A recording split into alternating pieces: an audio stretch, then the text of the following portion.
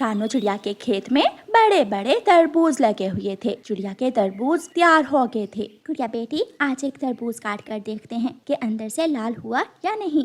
मम्मा, क्या लाल तरबूज ही मीठा होता है? हाँ बेटी, जब ये तरबूज पक जाएंगे तो अंदर से लाल हो जाएंगे। चिड़िया एक बड़ा सा तरबूज बेल से तोड़ती है और उसे काटती है। वो तरबूज अंदर से लाल था, वो पूरी तरह पक चुका था। वाह मम्मा, हमारे तरबूज तो बहुत अच्छी तरह पक चुके हैं। हाँ बेटी, ये तरबूज बहुत मीठे और स्वादिष्ट होंगे। अब कुछ ही दिनों तक हम अपने तरबूज तोड़कर मंडी ले जाएंगे। दोनों माँ बेटी तरबूज खाती हैं और अपने घर चली जाती हैं। शाम को रानो चिड़िया अपनी बेटी से कहती है, गुड़िया बेटी, आप घर में रहो और मैं अपने तरबूज के खेत की रात को रखवाली के लिए किसी पक्षी से बात करके आती हूँ। लेकिन मम्मा, अब खेत की रखवाली क्यों करनी है? बेटी, अब तरबूज पक चुके हैं और पके हुए तरबूज चोर खेत से चुरा लेते हैं, इसलिए।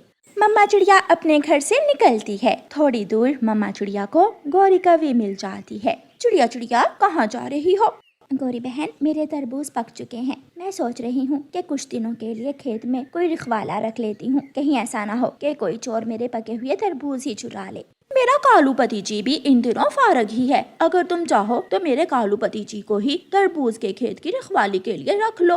गौरी बहन, आपको तो अच्छी तरह मालूम है, कालू ने कभी काम वाम तो किया नहीं। वो कैसे करेगा रात जाकर मेरे खेत की रखवाली? चिड़िया, वो अब बहुत मेहनती हो गया है, हर रोज दाना कमा कर लाता है। वो ये काम बहुत अच्छी तरह करेगा। तो ठीक है, उसे रात को मेरे खेत में भेज देना। चिड़िया वहाँ से ही अपने घर वापस चली जाती है और गौरी कवि खुशी खुशी अपने घर चली जाती है। कालू, कालू जी, आज मैं तुम्हारे लिए एक बहुत अच्छा काम ढूंढ कर आई हूँ। काम? वो कैसा काम? अब मुझे क्या करना होगा? कोई मुश्किल काम मुझसे नहीं होगा। मुझे मालूम है कालू, तुम तो बहुत आलसी हो, इसलिए मैंने तुम्हारे लिए आसान काम ढूंढा है। तुम आज रात से चिड़िया के तरबूज के खेत की रखवाली किया करोगे। ये सुनकर कौवा खुशी से उछलने लगता है। जी भरकर मजे मजे से तरबूज खाऊंगा और काम भी करूंगा। वाह गोरी वाह, क्या काम ढूंढा है मेरे लिए। आधी रात को मैं भी खेत में आ जाया करूंगी और दोनों पति पत्नी मिलकर तरबूज खाया करेंगे। चिड़िया को क्या मालूम होगा, वो तो घर में होगी। फिर रात हो जाती है और कालू कौवा रानो चिड़िया के खेत में पहुंच जाता है।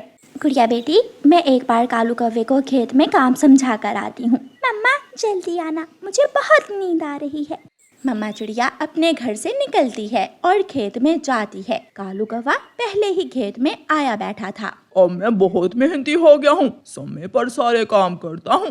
कौवे भैया, आप उस सामने वाले पेड़ के नीचे छुपकर बैठ जाना और तरबूज के खेत की अच्छी तरह रखवाली करना। चिड़िया, चिंता ना करो, एक भी तरबूज मैं किसी को चुराने नहीं दूंगा। चिड़िया अपने घर चली जाती है और कालू से रहा नहीं जाता। वो जल्दी से एक लाल बड़ा तरबूज तोड़कर खाने लगता है। वाह वाह, मजा ही आ गया। ये तरबूज तो बहुत मीठा था। गोरी तरबूज खाकर खुश हो जाएगी। आधी रात को गौरी कवि भी तरबूज के खेत में पहुंच जाती है। कालू जी, लाओ तो एक मीठा सा तरबूज तोड़कर, मैं भी तो खाकर देखूं तरबूज कैसे हैं। बहुत मीठे हैं, मैंने चेक कर लिए हैं। फिर गौरी कवि भी तरबूज खाती है। जब सुबह होती है तो रानो चिड़िया को मालूम ही नहीं होता कि उसके खेत से तरबूज तोड़े हैं या नहीं। कौवे भैया, अब आप अपने घर जाएं, दिन की रखवाली मैं खुद कर लूंगी। हाँ, मैं जाकर सो जाता हूँ। चिड़िया, सारी रात जाकर मैंने खेत की रखवाली की है, अब मुझे बहुत नींद आ रही है। कौवा वहाँ से चला जाता है। कालू जी, अगर हम आज रात चिड़िया के सारे तरबूज तोड़कर बेच दें तो चिड़िया का मुनाफा हम चुरा सकते हैं। मेरे मामा जी के पास बैलगाड़ी भी है, मैं अभी अपने मामा जी से बैलगाड़ी लेकर आता हूँ और रात को हम सारे ही तरबूज तोड़कर किसी चोर का नाम लगा देंगे। कौवा अपने मामा जी के पास जाता है। मामा जी, अपनी बैलगाड़ी मुझे दो। मैंने आज रात चिड़िया के खेत से तरबूज चुराने हैं। भांजे, एक लाल पका हुआ तरबूज मुझे भी देकर जाना। कालू कौवा अपने मामा जी से बैलगाड़ी लेकर वापस जाता है और बैलगाड़ी अपने घर के बाहर खड़ी कर लेता है। ऐसे ही रात हो जाती है। चिड़िया अपने घर चली जाती है और कालू कौवा खेत में तरबूजों की रखवाली के लिए आ जाता है।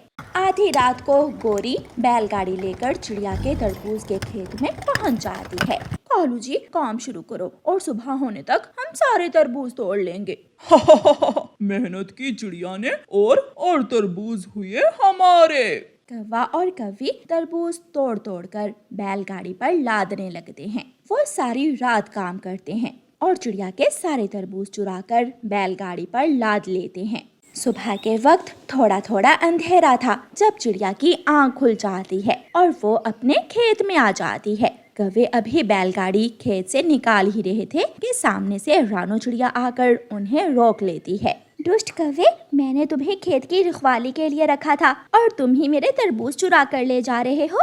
चिड़िया को देखकर कौवा और कौवी बैलगाड़ी छोड़कर भाग जाते हैं। ये तो बहुत अच्छा हुआ, मुझे तरबूज तोड़ने भी नहीं पड़े और मेरा काम भी हो गया। चिड़िया आराम से वो तरबूज मंडी ले जाकर बेच देती है। कौवे अपने घर में बैठे रो रहे थे। कालू जी, अगर ज्यादा का लालच ना करते तो पकड़े ना जाते।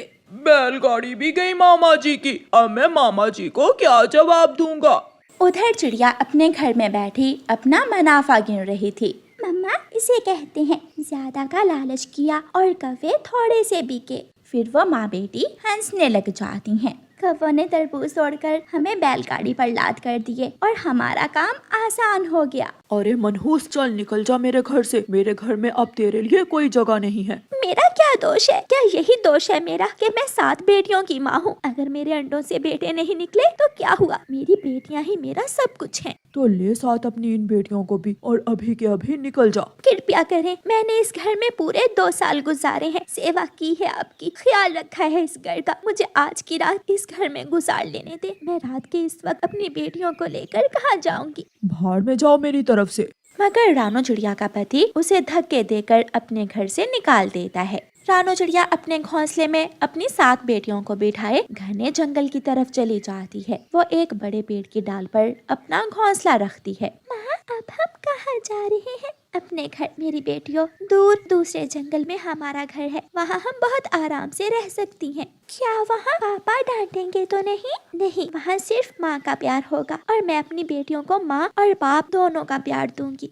वो रात बहुत मुश्किल रात थी। आधी रात के बाद बारिश शुरू हो जाती है। माँ चिड़िया पेड़ से पत्ते तोड़कर अपनी बेटियों के ऊपर रखती है। माँ, घोंसले में पानी अभी भी आ रहा है। मैं करती हूँ, मैं अभी बारिश के पानी को रोकने की कोशिश करती हूँ। मम्मा चिड़िया घोंसले के ऊपर वाली शाख पर बैठकर अपने पंख फैला लेती है और अपनी बेटियों को बारिश के पानी से बचाती है। माँ, अब ठीक है, लेकिन आप तो बारिश में भीग रही हैं, आप भी घोंसले में आ जाएं। नहीं बेटी, मैं नहीं आ सकती क्योंकि मैं एक माँ हूँ और माँ को हर हाल में अपने बच्चों को सुरक्षित रखना होता है। मौसम कैसा भी हो, हालात कैसे भी हो, एक माँ अपने बच्चों को कभी दुख नहीं आने देती। लंबी दुखों भरी रात गुजर ही जाती है। सुबह हो जाती है। बारिश थम चुकी थी और माँ चिड़िया अपना घोंसला उठाकर फिर से चलती है। माँ चिड़िया घने जंगल से निकलकर खुले जंगल में चली जाती है। वो जानती थी कि खुले जंगल में खतरा कम होगा। वो एक सुरक्षित पेड़ पर अपना घोंसला रखती है। माँ, हमारा घर कहाँ है? यही पेड़ हमारा घर है। हम इसी पेड़ पर रहेंगे। हम सब मिलकर इस घोंसले को अपना घर बनाएंगे। फिर माँ चिड़िया दिन रात एक करके अपनी बेटियों के लिए दाना लाती और बड़ी बेटी, जिसका नाम गुड़िया था, उसने उड़ना भी सीख लिया था। मैं उड़ सकती हूँ। मम्मा मम्मा देखें, मैं उड़ रही हूँ, मैंने कर लिया।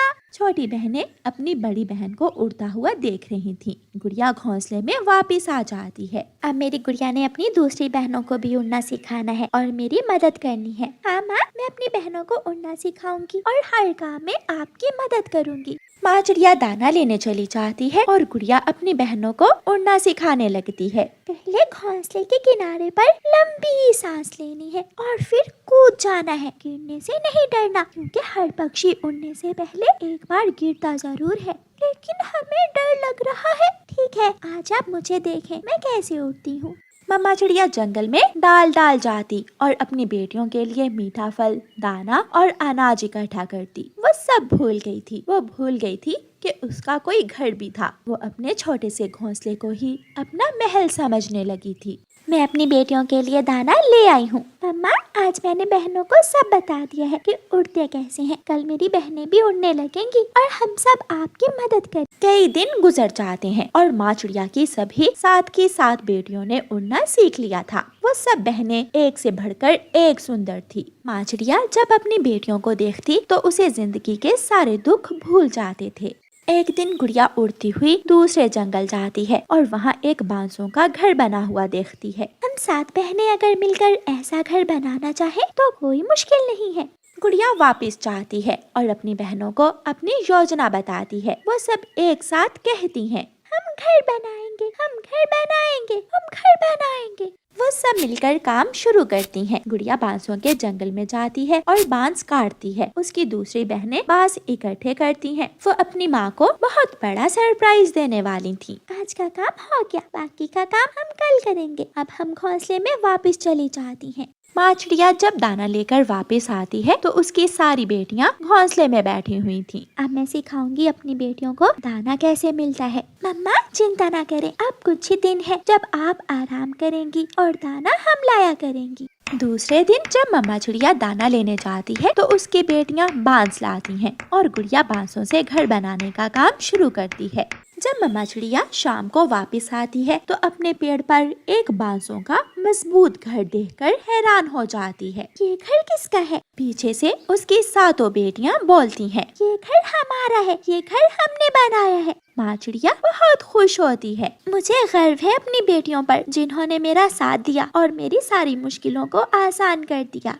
कई दिन गुजर जाते हैं और फिर एक दिन मम्मा चिड़िया अपनी बेटियों को लेकर दूसरे जंगल में जाती है। दूर से पीपल के पेड़ को देखकर मम्मा चिड़िया को पुराना वक्त याद आ जाता है और वो अपनी बेटियों को लेकर पीपल के पेड़ की तरफ जाती है। उस पेड़ पर वही घर था जिस घर से उसके पति ने बारिश की रात उसे धक्के दे दे कर निकाला था। घर के अंदर एक बीमार पक्षी अपने घोंसले में लेटा हुआ था। शायद वो कई दिनों से घोंसले में ही था। दरवाजा खुला था। मेरी 7 बेटियों, यही वो घर है जिसमें आप अंडों से निकली थी। वो सब घर के अंदर चली जाती हैं। रानो, रानो मैंने तुम्हें बहुत याद किया। मैं बेरी के पेड़ से टकरा कर घायल हो गया था। मेरा कोई नहीं था जो मेरा ख्याल रखता। जो अपनों को खुद से दूर कर देता है उसके साथ यही सब कुछ होता है। याद करो वो वक्त जब मैं तुमसे एक रात इस घर में गुजारने की भीख मांग रही थी और अब इस घर से ऐसी गंदी बू आ रही है कि यहाँ सांस लेना भी बहुत मुश्किल है। घर परिवार से होता है। ये वही बेटियां हैं जिनको तुम पसंद नहीं करते थे और इन्हीं बेटियों ने मेरे लिए ऐसा घर बनाया है जो खुशियों से भरा हुआ है, जिसमें दुख नहीं है। शायद मैं भूल गया था। लेकिन क्या वक्त लौट कर नहीं आता और जख्म करेदने से ताज़ा हो जाते हैं। मम्मा चिड़िया अपनी बेटियों को लेकर वहाँ से चली जाती है और वो बीमार लाचार पक्षी रोने के सिवा कुछ